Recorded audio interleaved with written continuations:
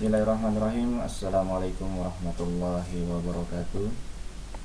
Kami dari kelompok 8 yang terdiri dari Ahmad Fauji dan saya sendiri Rahmat Rifki Miladi ingin mempresentasikan sebuah materi yang berjudul Enterprise Resource Planning atau biasa disebut sebagai ERP. Pertama-tama kita dalami dulu pengertian dari ERP. ERP merupakan singkatan dari 3 elemen kata, yaitu enterprise atau perusahaan atau organisasi, sedangkan resource artinya sumber daya, dan planning artinya perencanaan. 3 kata ini mencerminkan sebuah konsep yang berujung kepada kata kerja, yaitu planning, yang berarti bahwa ERP menekankan kepada aspek perencanaan. ERP adalah sebuah sistem informasi perusahaan yang dirancang untuk mengkoordinasikan semua sumber daya, informasi, dan aktivitas yang diperlukan untuk proses bisnis secara lengkap. Sistem ERP bertumpu pada database dan rancangan perangkat lunak moduler. ERP merupakan software yang mengintegrasikan semua departemen dan fungsi suatu perusahaan ke dalam satu sistem yang dapat melayani semua kebutuhan perusahaan, baik dari departemen penjualan, HRD, produksi, ataupun keuangan. Syarat terpenting dari sistem ERP adalah integrasi. Integrasi yang dimaksud di sini adalah menggabungkan berbagai kebutuhan pada satu software dalam satu logical database, sehingga memudahkan semua departemen berbagi informasi dan berkomunikasi. Database yang ada dapat mengizinkan setiap departemen dalam perusahaan untuk menyimpan dan mengambil informasi secara real time. Informasi tersebut harus dapat dipercaya dan dapat diakses dengan mudah serta disebarluaskan.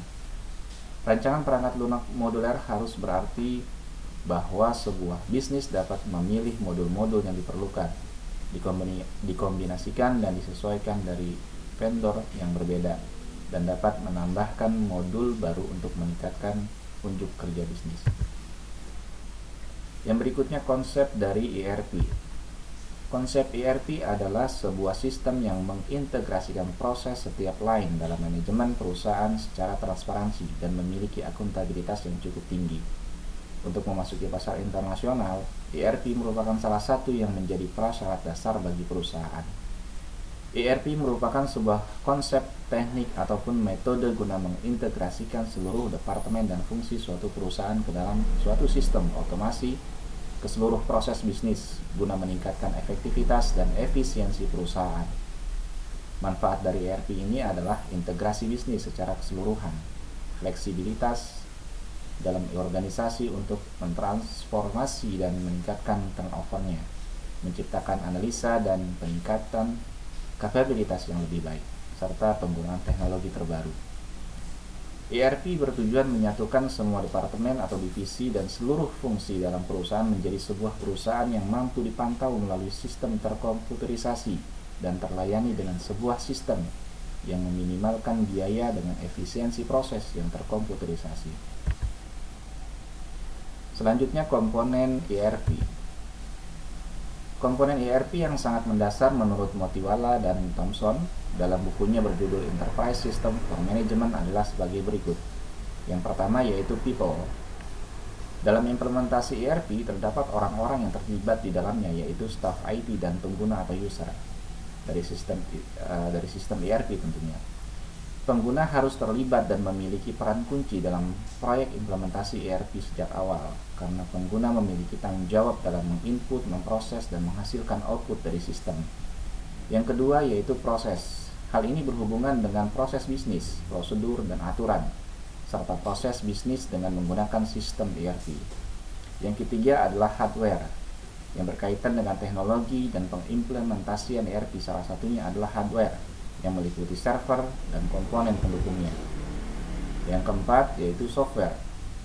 Dalam pengimplementasian ERP juga bergantung pada komponen software yang meliputi sistem operasi dan program aplikasi. Sedangkan yang kelima adalah database. Hal ini berhubungan dengan informasi yang berasal dari pihak internal dan eksternal organisasi yang nantinya disimpan ke dalam suatu penyimpanan bernama database. Yang berikutnya yaitu implementasi ERP. Saat ini ada 3 jenis pengembangan ERP yang diimplementasikan oleh banyak perusahaan, yaitu on-premise atau yang bersifat konvensional, kemudian cloud, dan hybrid. On-premise ERP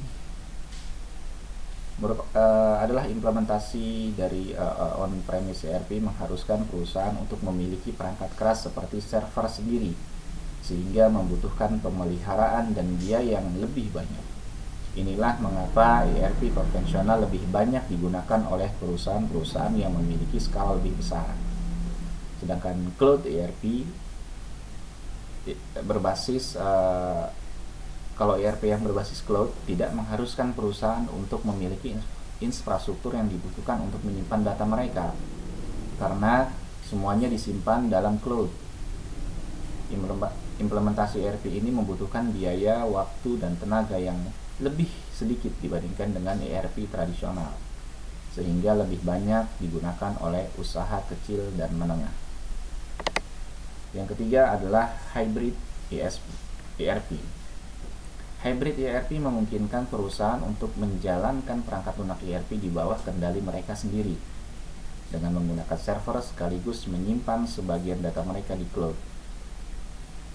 Hybrid ERP merupakan gabungan dari penerapan on-premise ERP dan cloud ERP. Kemudian cara kerja dari ERP.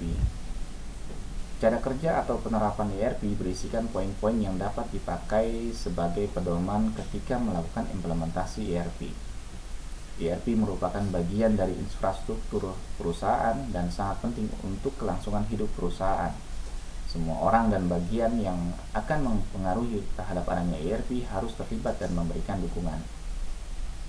ERP dimanfaatkan sebagai pendukung fungsi bisnis serta peningkatan produktivitas, bukan sebaliknya. Tujuan dari implementasi ERP adalah untuk meningkatkan daya saing perusahaan. Kita lihat pada gambar di atas, ini merupakan contoh dari proses ERP seperti apa. Di sini ada bagian front office, kemudian ada corporate reporting, ada back office, gitu kan. Nah, pada bagian front office itu terdapat sales and distribution, kemudian ada juga service aplikasi, gitu kan. Nah, ini berhubungan langsung, bagian front office berhubungan langsung dengan customer, seperti itu, baik secara langsung maupun melalui aplikasi. Sedangkan bagian back office biasanya terdiri dari financial application, gitu kan, manufacturing application, inventory management. Nah, ini biasanya dibutuhkan oleh bagian supplier. Sementara central database, inilah semuanya terpusat pada central database yang nanti akan menghasilkan output yang akan dijadikan sebagai laporan bagi pihak perusahaan.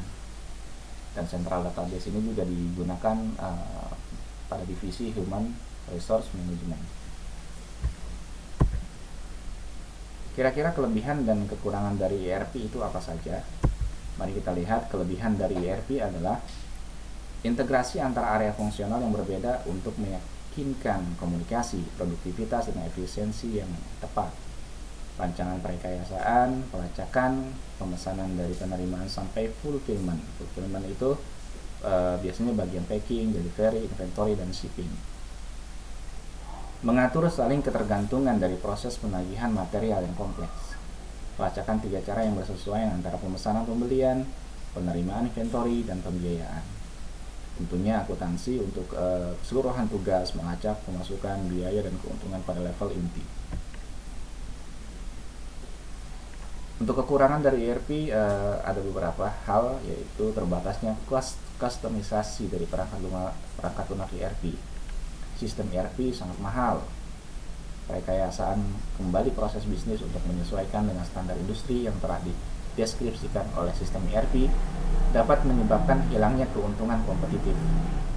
ERP sering terlihat terlalu sulit untuk beradaptasi dengan alur kerja dan proses bisnis tertentu dalam beberapa organisasi.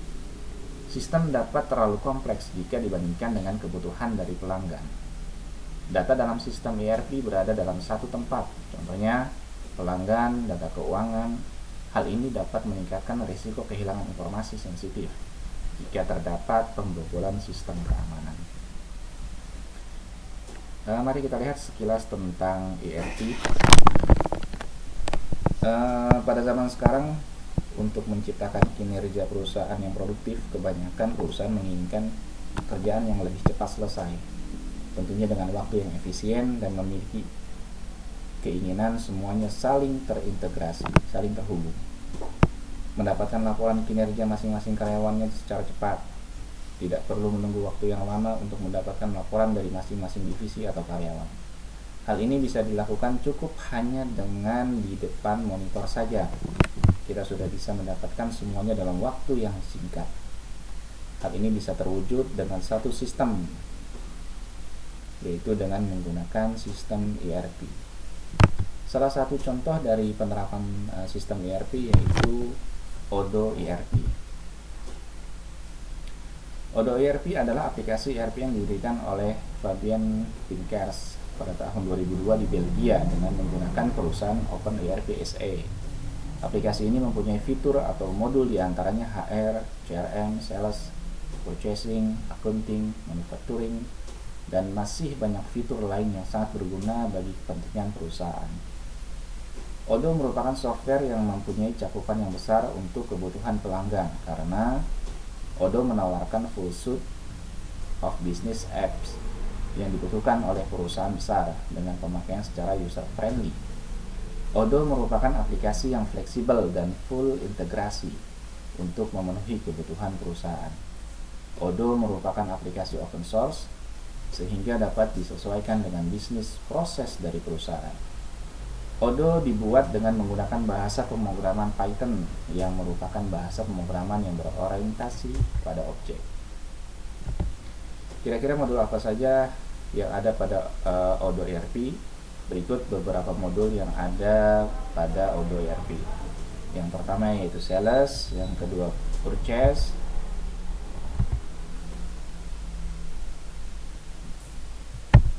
dan selesai.